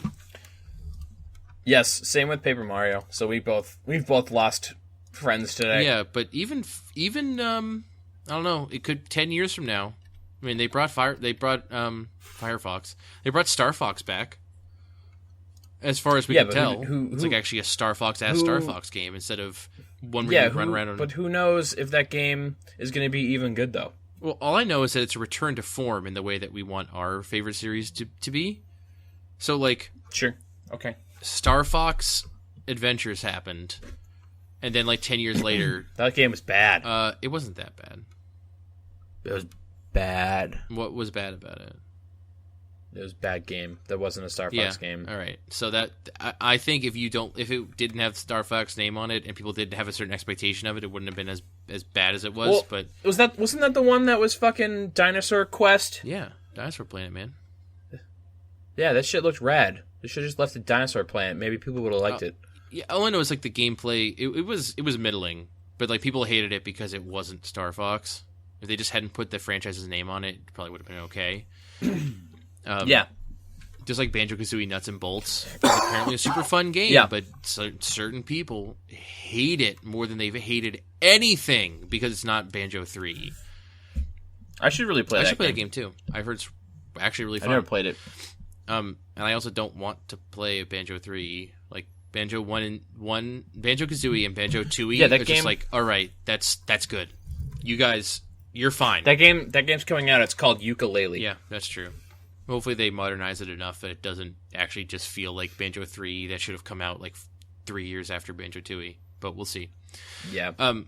So like I don't know, 10 years from now maybe Metroid Prime will come back and they'll actually put Samus in it in the first person thing because they realize people hate like if Star Fox they came around in Star Fox after Star Fox Adventures, there's still hope. For eventually. Nintendo always circles back to their old franchises. And there's like a new Kirby game. That game looks... It looks fine. It looks I like the fact that the mechs have power-ups, too. Yeah, I don't like how the mech is big and dumb and clunky. I don't think it is. It looked like, depending on what power you have, it could be like kind of spry. What about... Yes, it's like Kirby Robobot something or other. It looks like Triple Deluxe. That's a horrible name. It's like Triple name. Deluxe with a robot in it. I'm sure it'll be fine, but I'm not going to go out of my way to get it. I'm a big fan of Kirby games, but not all Kirby games are created equal.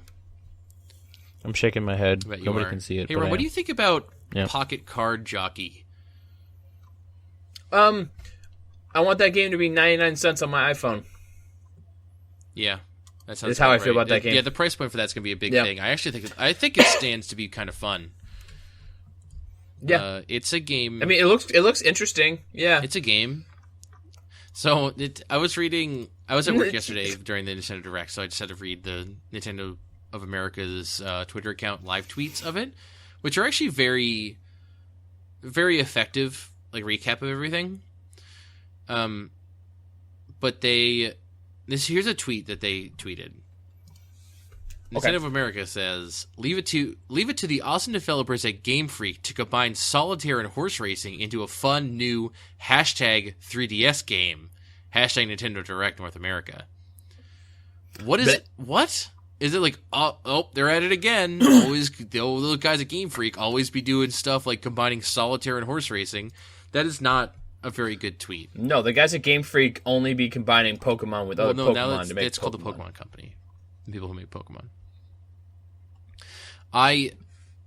So that's not a good tweet at all. But then you watch the trailer and you hear Bill Trinh talk about Pocket Card Jockey, and it's like you play solitaire to win horse races, and then you retire your horses and make them have horse babies. It seems like it might actually be kind of a fun little casual game experience thing. I'm kind of looking forward to it, unless they want like $25, in which case, I don't know, man. But yeah, like that game needs to be $3 or less. I'd pay up to $5 for that game.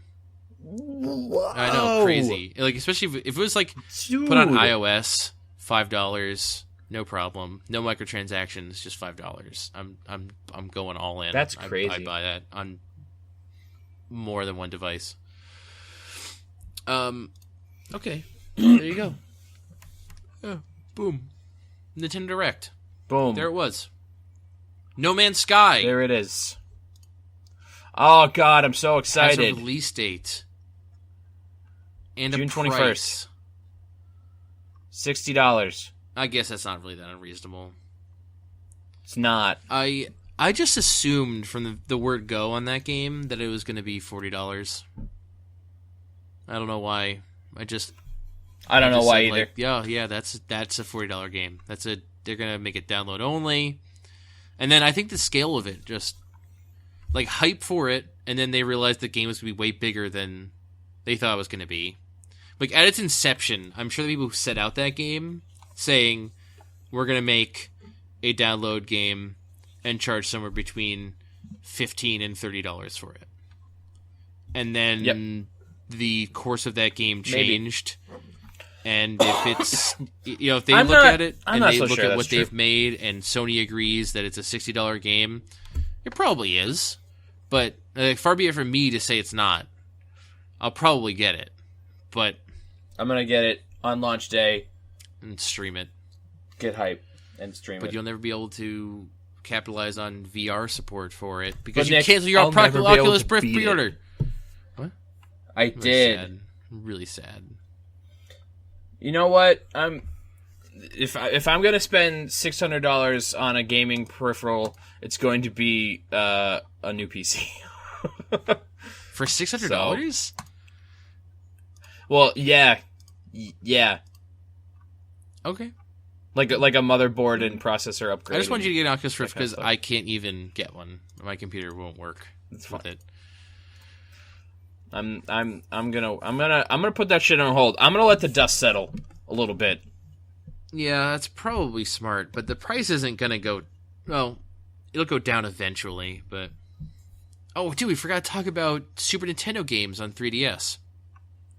The Super Nintendo games on 3DS only. New 3DS only, which confuses me. It does not. Ryan, you're part of the ambassador program, right? Were there no Super Nintendo games in there?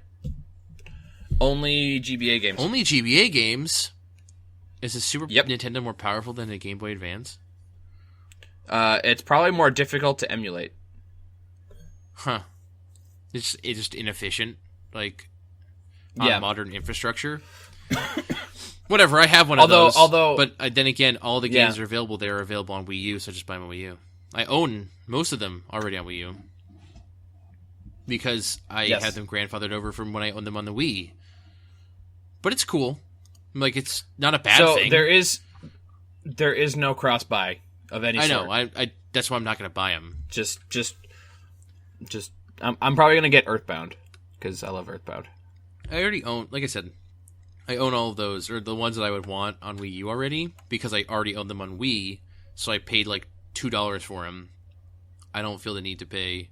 Are they $10 a piece? Yes. Let's say yes. They're $10 a piece.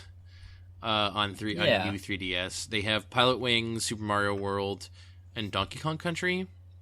They're going to be adding Donkey Kong Country 2, Super Metroid, Link to the Past, Earthbound. Like, all really good games, but if you own them on Wii U, unless... I'm just going to wait for them all to come to NX. Whatever that is. No, did you did you look through the big old leaky stuff about NX? Yeah, but I don't believe any of it. The thing about how the controller should just be a giant tablet with modular buttons. Yeah, no. Then I don't think we looked at the same leaky article. Which one did you see? I think it was published by Forbes. It doesn't help me. What information was in it that you remember? I'm trying to get to it. So but Forbes.com is. They need to show you the quote of the day. Being a shithead about ad blocker. No. They need to show you the quote of the day. Okay. You have to. No, all they showed me was turn off your ad blocker, you piece of shit. And I'm like, no. You can't make me. And then it's like, no, they made me. Did they really? Yeah, there are websites that do that. You didn't know that? What website does that? Yeah. Forbes.com. Yeah, but that website sucks. Jesus Christ. Okay. Let's see. I'm trying to find the thing that actually made a difference. Big old tablet controller with modular buttons. Nope. This is not the thing I wanted to find.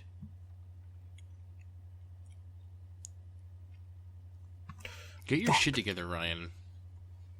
I'm sorry, I'm doing this on the fly. I seriously can't even continue talking about Nintendo because this is the last thing we're going to talk about Nintendo. We already moved on from Nintendo, so you have to hurry up. I can't. Okay. Let's see. Take this with a grain of salt. This is from, I don't know, VG247. Okay. Take this with a grain of salt.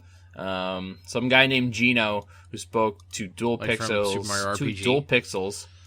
Yep. About the NX has leaked information about PS4 specs, blah, blah, blah. Things that have proven in the past to be true. NX will feature an HDMI dongle that can plug into any HDMI port. The NX will use a more advanced version of the streaming technology in the Wii U. The analog sticks have full haptic feedback, so if you hit a wall, for example, you may feel some resistance from the stick back in the other direction. But what is it? It can... What do you mean, what is it? Is it a console? It's a thing with a HDMI dongle. So it's like a handheld thing with a dongle, and the dongle hooks up to your TV. Huh. That's just what they say. We'll see it. Well, it can Bluetooth sync with any device, allowing you to answer phone calls or respond to texts through the console. Well, we'll probably see it you think we're going to see what the NX is at E3 this year? At E3? Most likely. It'll be comparable in power to the Xbox One and has thus far proven extremely easy to develop for. It will have social features that expand beyond existing AR, multiplayer, and Street Pass applications. Pokemon Go will serve as a good example of what the NX will do with social gaming. So I guess Pokemon Go is on the NX. Well, maybe it just means that it will connect with phones, your phone, and you can play it like that way. Yes, I think that's more what I take from that. Well, we'll see, Ryan. So welcome to the favorite speculation cast. That's the one. That's the one we're on. What were we talking? We were talking about No Man's Sky. Ryan, tell the class why you're so excited for No Man's Sky.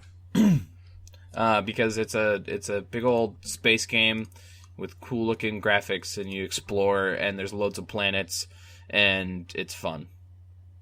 It looks fun. I'm very excited. There's crafting. Crafting is cool. Cool. I'm happy for you, Ryan. That game seems okay. It's fucking good. I don't even want to talk about the Xbox One Spring Showcase. They had some I don't want to either. So talk about Xbox One. Something about upgrading your Xbox? I think there was like some sort of like out of context quote that was basically just like, yeah, it would be cool if like you could just buy an Xbox and then it's Xbox and then you put stuff in it and it makes the Xbox better. So you'll just never... The Xbox One that we have now, will never buy another one, potentially. Just keep upgrading it. I don't know if it's going to be this one. Like, I feel like if that was the case, they would have... There would be features that you could probably see where you could upgrade things without, like, breaking out the screwdriver and opening it up. But, I don't know. Maybe there is. Maybe that's how they intend for us to do it. I don't know. I would be cool with that. Yeah, that's fine. 6 of one, half dozen of another. Ori and the Blind Forest getting a definitive edition? Like, this weekend? Yeah, they're adding, like, a whole new area. Which is I'm glad I guess I'm glad I didn't buy that game yet. Oh, you didn't buy that game? I never got around to it. It was like $10 on some sale that I thought was going to last for longer than it did. Remember that? And then yeah. This sounds familiar. So I guess I'm pleased that I fucked up because now I can get that definitive edition when it goes on sale. I hope I can just buy an upgrade for the extra stuff because I kind of want to play through that game again, and it would be cool to go to a new area. I think there is. I bet there's a way to do that. They're going to be adding things to the operating system, including larger voice party chat. They're going to make it so you can stream your party chat voice over Twitch as part of a stream. That's pretty cool. Because a lot of the games, you're like playing a game with your friends, just having everybody, so you're not just hearing one part of it. That's good. Yep. They're also going to add Xbox 360 games to the store. So you can be like, oh, yeah, that game's backwards compatible now? I guess I should buy it.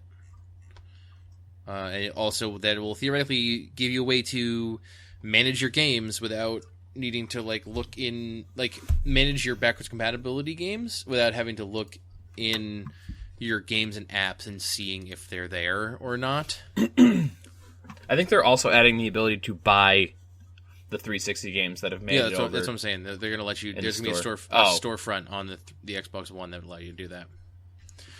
Let's talk about Rock Band. Did you hear about this? My most disappointing game. So actually, before we do this, I saw this thing this morning because we were just talking about VR and relationship with No Man's Sky. This is this really great IGN article that just says Oculus Rift will support Macs when Apple makes a, quote, good computer.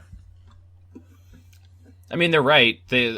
No Mac that I'm aware of could run. Exactly. An Oculus. Palmer Luckey said in an interview with Shack News that this is up to Apple. If they ever release a good computer, we will do it. Just boils down to the fact that Apple doesn't prioritize high-end graphic processing units.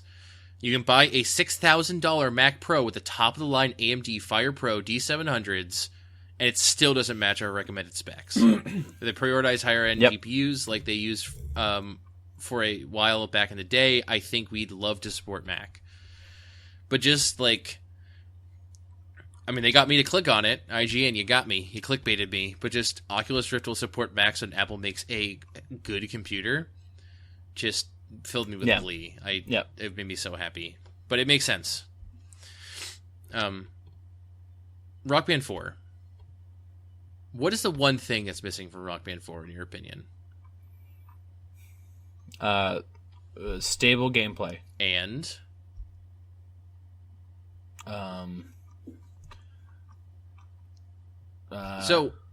Don't Stop Believin' back on the store.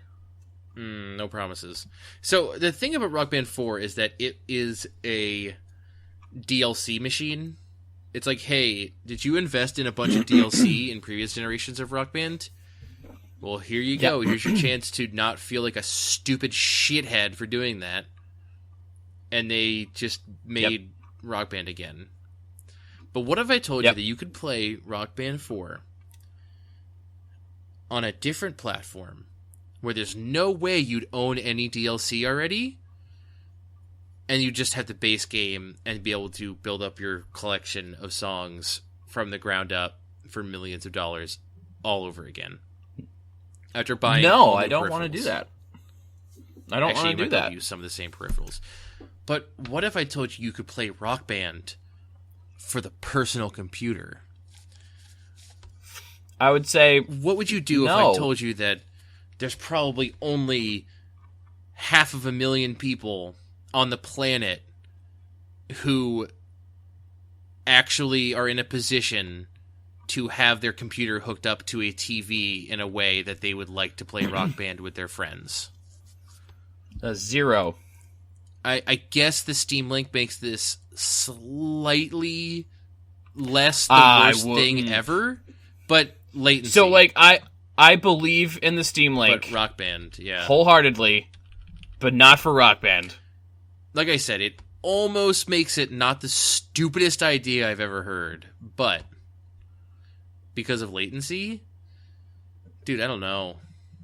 This is a tough sell, and they want. Here's the thing: they're not just releasing Rock Band for PC; they want $1.5 million on Fig.co to release Rock Band 4 on PC. Why? And if they get the money for it, they'll also bring back the Rock Band Network, which I guess would also... That's okay. All right. Give you... so Rock Band Network... So, okay, this makes a lot more sense now. But with the PC version... I'm looking at the Fig page right now. But with the PC version being released on Steam, much of the infrastructure for adding songs to the game can be done via Steam Workshop with no fees and less overhead. So we're updating the authoring tools and documentation to help anyone with a song in their heart and multi-track audio recording and some time to create playable Rock Band songs. Yeah. This is a very cool idea. Like, it's a very romantic idea of, like, what if anyone could make a Rock Band song? I guess they... Rock Band Network had some decent tracks had a on wide there. Variety of tracks, for sure. But if you, still have to wind up paying for them, and there's a chance that they're not going to be like good quality, and I have to buy this crap on PC. Although my drum set will probably work on PC, because it's a USB device. It might, because it's a USB device, Ryan. Why wouldn't it? Because Rock Band shit's weird. But it's plugged into a PC. The reason Rock Band shit is weird is because of consoles. I don't care. I don't think it's going to work. I think there's at least a 50% chance it'll work. That's a really high percentage. Why would I think that a USB device wouldn't work when I plug it into my computer? If they make drivers for devices that drivers, bro. Yeah, they would have to make drivers. Yeah, I think Harmonix... Or would they want you to buy more plastic shit? I don't think Harmonix wants you to buy more plastic shit. I think Mad Catz wants you to buy more plastic shit. I think Harmonix is dedicated to letting you use the stuff you already have because you're more likely to buy their software. The whole point of Rock Band 4 is like they did their best, and they released that dongle and everything for Xbox One because they're just like, listen, you got the plastic instruments, buy our software so we can keep making games. They want you to buy their software. They don't give a shit about the hardware. I don't know, man. I don't have a lot of faith that this is a good idea. I don't either. But if buying Rock Band on a platform that you already have a bunch of DLC for is the only reason to buy a new Rock Band, because you're like, oh, cool, I can like put my Xbox 360 away. Yeah, for you that makes sense, but for me, I don't really own that much Rock Band DLC, so yeah, maybe I might give a shit if it gets funded, but I also don't think I'm gonna go out of my way to fund it. Well, for $49, you can get... Hey, Nick, do you still need a Martha amiibo? Because you can get one for $10 on Best Buy right now. Yes. Where? Just bestbuy.com. Fuck. Can I just... Hold on. Does Best Buy have a pickup in store option? Yes. Send me a link. Hold on. There's going to be a Marth. When you go to Best Buy today, there's going to be a Marth amiibo there with your name on it. It says pickup unavailable on Brownies, Massachusetts. Yeah, that's a long shot. They're going to charge me shipping. Yeah, $3. You're not. Then why don't I just get it on Amazon for $13? Because you can't. They don't exist on Amazon? You can get one for $25. Send me the freaking link, Ryan. Sorry. I'm doing you a favor. Please send me the link. I'm working on it. Frequently asked questions. What Rock Band controllers can I use? I'm angry. We will support most existing Rock Band instrument controllers with some exceptions and caveats. Bluetooth controllers from Rock Band 1, 2, and 3 for PlayStation 2, 3, and Wii will require correct Rock Band Bluetooth to USB adapter. Rock Band 4 Bluetooth controllers for PlayStation 4 will require Bluetooth for your PC, either built-in or with generic Bluetooth adapter. Wired USB instrument controllers, e.g. Ion drums, should also be straightforward. We need to test further to see if we can write new drivers. Same goes for 360 wireless instrument controllers. These will work, but will probably require us to write new drivers you need to install depending on your dongle adapter you use. Finally, we're working with Microsoft to add support for Rock Band 4's Xbox One instruments. Stay tuned. Honestly, I might be able to more easily use more of my equipment on the PC version of this game than the Xbox One version of this game, and that's insane. That's silly. They should put if they put Rock Band Blitz on PC. I'll just invest $100 on just rebuying everything. They're not gonna put Rock Band Blitz on PC. They should. They're not. It would take one dude a day to do that. Like, I don't think it would take only. If they one have day. a 360 version running, they could port that shit to PC. I'm not gonna say easily, but it wouldn't be that hard. I think you're wishing for something that they'll never do. Absolutely, and you want a Super Mario game that's going to be an actual RPG. So we're both up Shit's Creek. Yeah, right. Why am I so grumpy? Because I sent you a link to a Martha Amiibo. There and you're gonna buy it. There it is. Hold on. You're gonna buy it. I'm really pissed you can't just pick it up from Best Buy. Oh, please enter your date of birth to continue. Sorry. Oh yeah, no, that Martha Amiibo's got some $35 and up. Buy something else. Yeah, that's efficient. Like what? Literally, the sale price. Just get and it's on. I can save another $2 if I had a Gamers Club Unlocked price, like whatever. No, you wouldn't. It is only for new stuff. Well, so basically, the sale just gets me free shipping. Yeah. Okay. Is there anything worth buying on Best Buy? At Best Buy, like, should I actually go for $35? No, I don't need anything.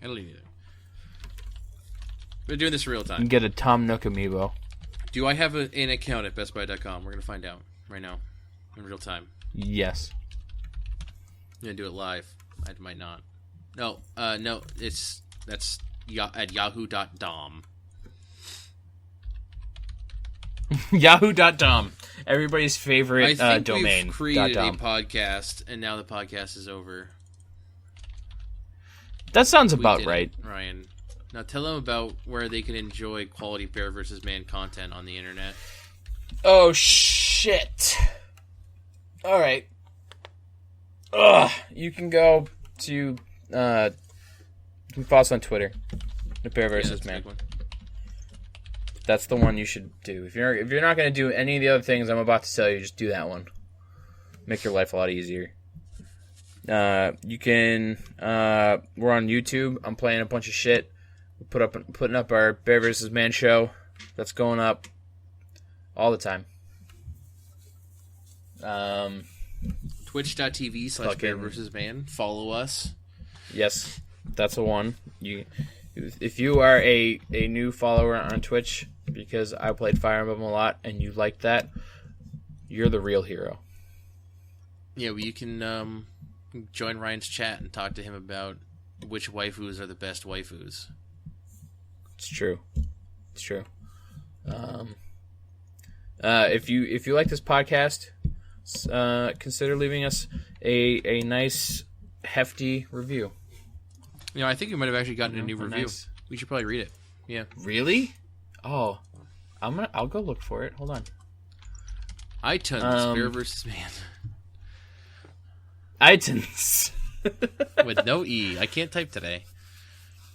I found it here. It's by an individual named Ken Geistman. Five stars. Sure. I wish I had an extra set of hands so I could give this podcast 3 thumbs up.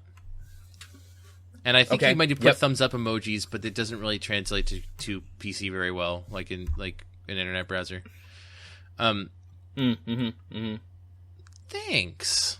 That's really nice. We have 5-star reviews. And you get good reviews. You should appear on New and Noteworthy, and we just dominate that part of the internet about video game podcasts, which is impenetrable, obviously. Yes. Mm-hmm. Oh, I figured out what's wrong with my password on BestBuy.com. Good. Okay. Just typing without a capital, and apparently you're not allowed to make one that doesn't have a capital in it. Oh, all right. Well, That's fine. Yeah. Podcast over? Yeah, that's it. Did we tell them about YouTube? You tell them about Twitter? Yep. Yep. And iTunes. Yeah, that sounds about right. Yeah. Okay. You tell about Twitch? Done. Yep. I did a good job. All right, I'm proud of you. Okay. All right. Podcast's over.